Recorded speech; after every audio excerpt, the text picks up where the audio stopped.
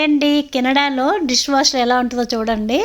ఇది dish washer అనమాట. ఇది ఓపెన్ చేస్తే ఫ్రిడ్జ్ షెల్ఫ్లు ఎలా ఉంటాయి అలా ఉంటాయి అనమాట. లోపల పైన అన్ని చిన్న గిన్నెలు అవన్నీ పెట్టేసుకుంటాము, గ్లాసులు అవి, కిందేమో ప్లేట్స్ మరియు వంట చేసిన కడాయిలు అవన్నీ పెట్టుకుంటాం, డోర్లో గరిటెలు పెడతాం అనమాట అండి.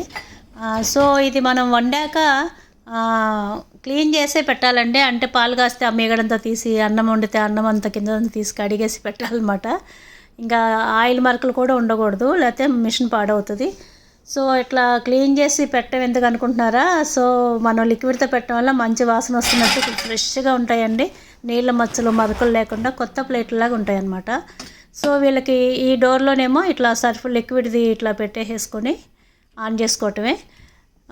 వీళ్ళకి నీళ్లు కింద పడకూడదండి. కింద తోముకోవడానికి మనలాగా కుదరదు కనుక డిష్ వాషర్లోనే కడగాలన్నమాట జాగ్రత్తగా. ఇదండి డిష్ వాషర్. ఇది చాలా బాగుంది. ఇండియాలో కూడా వచ్చేసిందండి. ఒకసారి మీరు కూడా ట్రై చేయండి, ఓకేనా?